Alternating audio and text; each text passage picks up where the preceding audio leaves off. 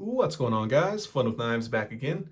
And the Tops knives overviews continue. We'll make this a trifecta. I got 3 new Tops knives, this being the third.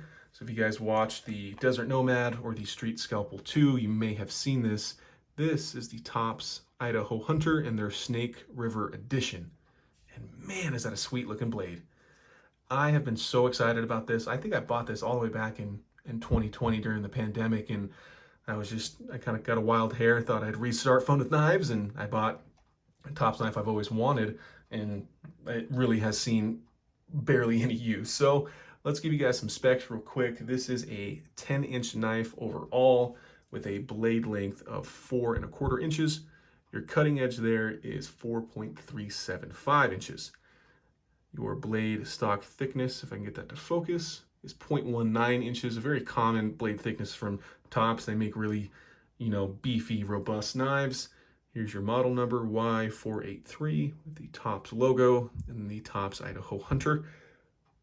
Your blade hardness, 58 Rockwell, which is pretty standard for their 1095 steel, which this is. You can see that differential heat treat line. It's so cool. They really get the edge a little bit harder on these knives and then leave the rest of the knife not untempered, but just softer to be tougher, while the blade edge where you want that hardness is going to be. You got made in the USA here. And then I think the coolest part about this knife is what they call, I think it's their Black River Wash. That's what they're calling this blade finish. It's awesome. It's a departure from their standard black traction coating. And I believe it's tumbled, and then it's like a clear Cerakote. You can kind of see there's almost an opaque, coating along the whole thing. Very cool. Obviously, an awesome drop point style blade with some belly there. I think this is going to excel in a ton of different tasks. I think you could push this knife into a lot of different roles, whether it be, I don't know, camping, hunting, EDC, if you're kind of in an area where you can EDC larger fixed blade knives, food prep for camping. I think this would be great at. I mean, this has just got a lot going for it. So let's move on to the handle here. This is black canvas micarta, I believe. Let me double check that. Yep. Pretty cool texture on there. It's not very aggressive, and you guys know micarta from Tops. If you've ever had one, it really absorbs moisture well and makes that micarta just a little bit tacky. It sticks to your hand. You got some jimping along the spine that locks in your thumb. It's not overly aggressive, but it's there.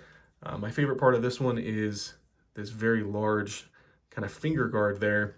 Not that this is intended for a whole lot of tactical use, but it's always nice when you're cutting through something really tough and you're just not worried at all about hopping onto that blade. So I'm a big fan of those in larger fixed blades. Got a couple of finger contours here, white Fibrox liners that'll focus. And I've never really understood their jimping kind of strategy here. I mean, certainly it's nice to have in the hand, but I don't really think it's doing a lot for you, in the palm or in your pinky or something like that, but it's there. But this knife feels just about good in every grip. Your standard grip, you can kind of walk up and use that finger choil. Your pinch grip feels great. If you really had to get into something, reverse grip's also excellent. That brings us back to kind of the pommel of the knife, rear end. Got a big lanyard loop and an exposed tang if you needed to be in some tent stakes or something like that. So that is the Tops Idaho Hunter in the Snake River Edition. Pretty sweet looking knife. Oh, can't forget the sheath. Kind of standard Kydex sheath from Tops. Got that big spring metal belt loop there. Tons of retention. Couple grommet holes if you need to lash it to something. That clip, I think, works pretty excellent for just about any belt. I think that's 1 3/4 width, so it'll fit most things. And I know you guys heard that massive lockup on that sheath. I mean, that thing's going nowhere. It might even be just a tad too stiff. I'm sure it'll work out over time, but I'd rather,